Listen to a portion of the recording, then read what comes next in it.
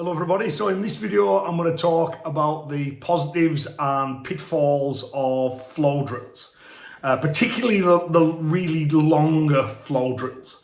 Now obviously flow drills can be constructed in lots of different ways, so not all flow drills are equal. You know, you can have flow drills where they've got options built into them, that almost start to move on to like semi-live sparring, where I'll do something and depending on how they respond is where I'll flow to. That's not really what I'm talking about here. I'm talking about flow drills where you have a number of techniques that are put end to end and are normally done in a set fixed pattern. So my view on flow drills, just to kind of spoil what's about to come, is that they do have value, but their value is limited. So I think they need to be used sparingly. So in this one, I want to explain why. So the first thing I want to do is look at the positives that I see about flow drills.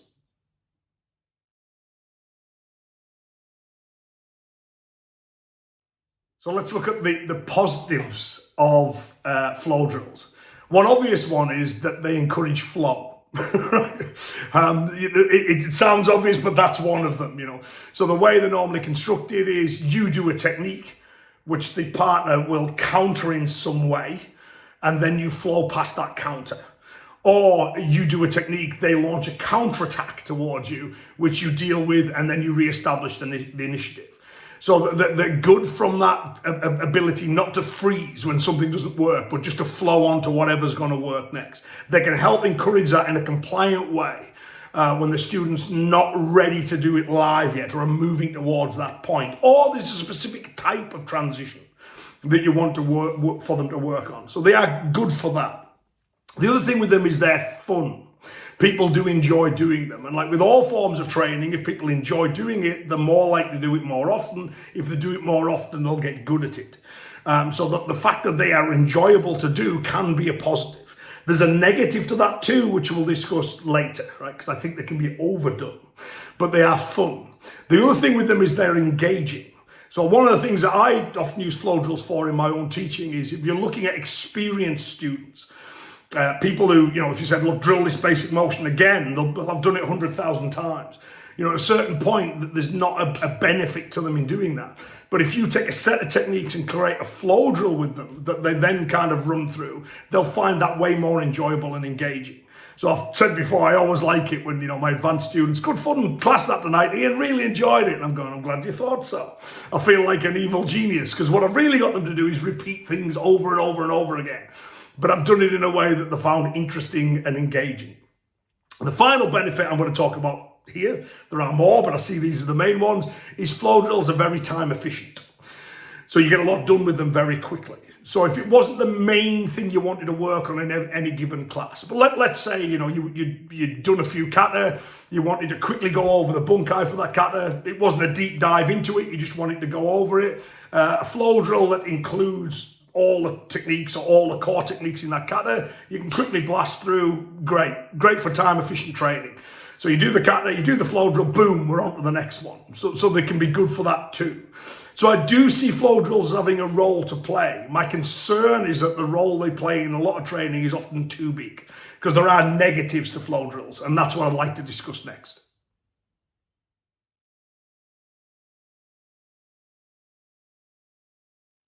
So there are two main problems I see with flow drills, and they are big problems. Like, although there are only two of them I wish to discuss here, they are potentially quite damaging to your martial skill if we don't mitigate for them. So the first problem we have with flow drills is they set expectations and encourage compliance. So when people do a lot of flow drill training, especially if they're not doing enough live practice, right? Because like anything else, it's always going to be part of the mix. But they overemphasize flow drills because they look cool and they feel good and, you know, and they do them. Then what happens is you get to a point where you're conditioned to expect a given response, right? So you and your partner, you're flying through the flow drill. But if your partner was to suddenly break away from that flow drill and just throw an elbow at your face or knee or something, it's, whoa, hang on a minute, I'm thrown out of the flow. You know, so that's one of the big problems with them. You know, I do A, you do B, I do C, you do D, especially in that kind of reciprocal style flow drill. That can be a big problem. So one of the ways we can mitigate against that is not to do flow drills as a name in themselves. So in my dojo, we have certain short little flow drills, and I will test them on for gradings, looking at certain skills. And we have these kind of semi-live style flow drills that are included in what we do. But for grading tests, these bigger, longer flow drills, where we're maybe looking at entire katas or things like that, they don't do them for gradings, because I don't see them as being an adequate expression of their martial skill. They're good to make training enjoyable, they're good to run through things very quickly, the higher grade students like doing them, but we never test them. And another thing that we'll do with the flow drills is we'll change them frequently. Because they're not set part of the grading syllabus, I can change them a lot. So what we'll do is we'll work a given variation on it for a few weeks, right? Along with everything else. And then I'll go, right, I'm going to change it. You know, it was this way, now it's this way. Or we did do this variation, now we're doing this variation. Or we did it in this order, now we're doing it in this order. So again, it mitigates that getting into that expectation of things happening in the order of the drill. I think that's generally a problem in martial arts, generally, when we forget that the point is to make us better at combat, right? Training methods become aims in their own, in themselves, right? So kata, why do people do kata? A lot of people do kata because they want to be good at kata. You know, why do people do flow drills? A lot of people do flow drills because they want to be good at the flow drills. So I have a friend who does the Filipino arts, you know, and he was telling me that it was a grading, and he was sitting on the panel for this grading, or like an assessment for it, and he's watching these beautiful flow drills, and he thought, yeah, they've got it, but I guarantee they haven't really got it. They've locked into the drill. So he got up with his stick, and then they would start doing the flow drill, and then he would just switch one of the movements out. Not just in the order. And he said every time he did it, what happened was the person being tested went to block the technique they expected, not the one that was coming out. So that was his point. You know, you're not doing the flow drill right. You're not understanding it as an illustration of principle or idea. You've got locked into it. You've been practicing the flow drill to get good at the flow drill, and that can be a problem with them. So that's one major problem with flow drills, is they can encourage compliance and expectations of certain things happening, which are no way guaranteed in the chaotic world of combat. We can mitigate against it. And again, just on that, another one, like I mentioned, like the semi-live ones, where instead of saying your partner will respond like A, they can respond like A, B, or C, and then you've got to flow on to whatever the appropriate part is. Again, it's not live practice, but it's far better than they will always do this, okay? You know, so that's another way in which we can mitigate that. Another major problem with flow drills is their effect on mindset. So if we're talking about particularly the self-defense side of things, and you know, using our skills to keep ourselves safe, the criminal's aim is to establish dominance and maintain that dominance. Your aim has to be to establish dominance and maintain that dominance until such time as you can safely make your escape, right? What you don't want is what we often get when we duel each other, spar each other, with that kind of pulsing back and forth. You do something, I do something, you do something, I do something. One of us eventually gets a bit of dominance, and we'll call that person the winner, right? You know, there's that constant kind of pulsing back and forth when we spar. When we're sparring for that dueling skills. In terms of self-defense, you don't see that, right? So what can happen is, if you get into the mindset of I do something and then you do something, there's a danger if you do that often. You're conditioned to give them a turn. It's my go, it's your go, it's my go, it's your go, especially on these reciprocal flow drills.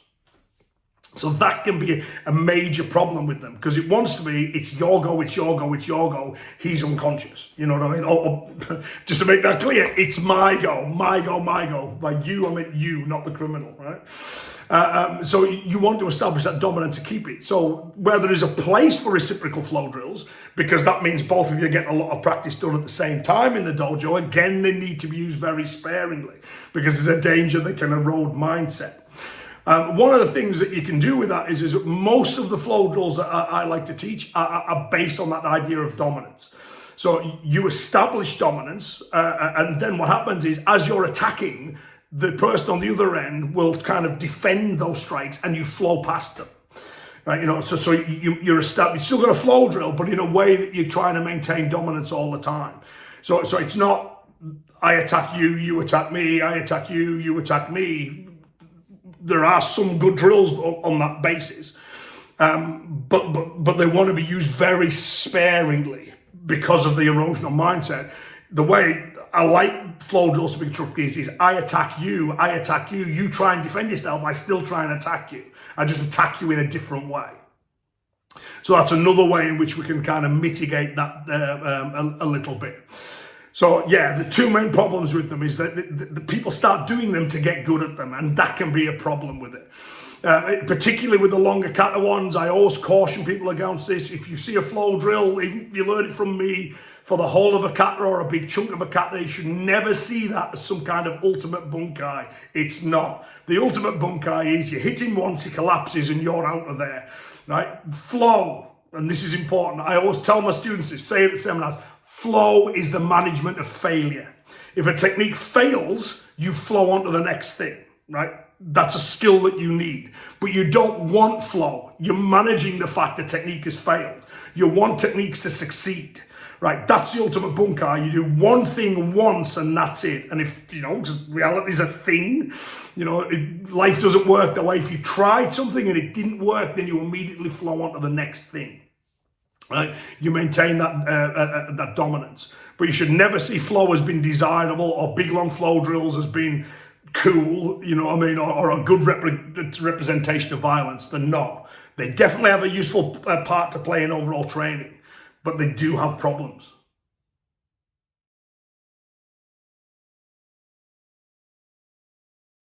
Okay, so bringing all that together, on balance, what do we do with them? Well, my thing is, flow drills are great, but we should use them sparingly. And the flow drills that we do use, we should construct carefully. There's a place for all kinds of them, depending on what it is you're trying to achieve. And it's like anything, we've talked about this a lot before. So any form of training individually on its own is incomplete and has issues, right? You can pick any one of it, you can critique it because it's on its own. The point is they're not supposed to be used on their own. It's like taking a gear out of an engine and go, well, how's this going to get me from A to B? It won't. It does it when it's part of the whole. Right, it's the same with your training. You need the live drills, you need the pad drills, you need the compliant drills, you need the solo drills. Each and every one of them gives you a certain thing that the other ones won't. And then overall, you get the right mix of training in a way that's safe, right? Because only real is real. So as we approach realism, we're always making little compromises in the name of safety. And with those compromises, then by definition, it's not realistic. So we need other forms of training that are going to correct that. It also depends on the level of the student too. Ultimately, the true test of how well you can flow is your live work, right? So we want to get to that point, but there's no good throwing a relatively inexperienced student into live work and go, right, flow, because they'll go, what do you mean by that? So we'll give them compliant examples and semi-compliant examples, and then now they've got those skills, let's train it live, but in a kind of light way, where we're just the student will resist, but not too much. And then they'll resist a bit more and a bit more and a bit more, and eventually you develop the skill, right? So flow drills, I think, can be useful. They can be a useful part of the whole. They can be a useful thing for lower grade students to help introduce them to these ideas. They can be useful for higher grade students because they're interesting and they can get a lot done quickly. But with all of flow drills, we need to make sure that we use them sparingly. And if we are going to use them, we need to think how we're going to structure them. And personally, for me, I think if we're using them, it's better if we've got them where one person is dominant and trying to remain dominant. That doesn't mean we can't do reciprocal ones, but they'll be an even smaller part of the mix, right? Because then hopefully we're not eroding the mindset too much. And another great thing you can do with the flow drills is to introduce options. So, instead of just going, I'll do A, you'll do B, it's I'll do A, and you may defend it with A, B, or C, right? And then depending on which one you do will depend on which path I'll flow. The students initially can do A to B, that way, and then they can do A to C and A to D, and they can do them as compliant flow drills, and then you combine them together so it can be A or B, and then it's A, B, and C. And again, that is a better form of practice than getting locked into set flow drills where they become the end in themselves. It's like anything, right? It's how it's part of the mix that really determines its value. But nevertheless, I hope my thoughts on flow drills, the positives of them, the dangers of them, how we can mitigate some of those dangers, I hope that's been of some use to you.